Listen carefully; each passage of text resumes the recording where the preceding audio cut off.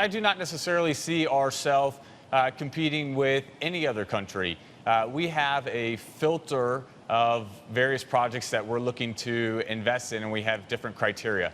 That criteria includes that we want to make sure any project that we're investing in is of the highest quality and is built to last.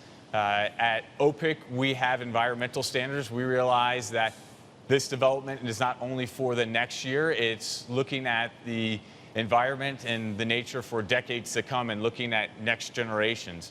When it comes to labor, we understand that there's always opportunities when you need to import subject matter experts. However, we want to make sure that the projects that we're invested in are also investing in the local country, and we're developing that skill set.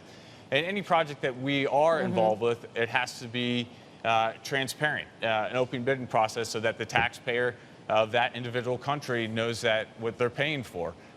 Ultimately, any initiative that we're looking at is we want to make sure that there's good value and that the sovereignty of a country is not being sacrificed. And that's incredibly important, as is, as you mentioned, the ESG component. Eric, have you noticed a palpable difference or change in sentiment amongst US businesses that might be looking to invest in this part of the world because of all the negative headlines that perhaps Americans have been bombarded with regards to the US-China trade war? US companies are super excited to be here in Asia. In Singapore alone, there has been over $240 billion in foreign direct investment last year. If you take that throughout the entire region, it's well north of, it's around 1.4 trillion.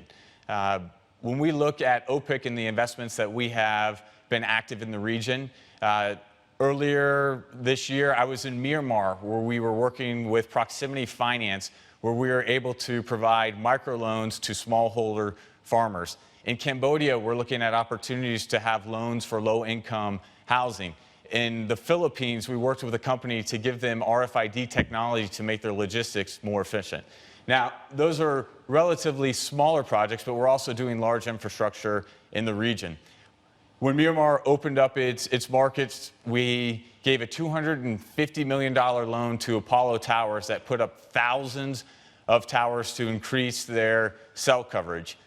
Recently, we financed $120 million of the very first wind farm in Indonesia that will supply 75 megawatts of power to that country.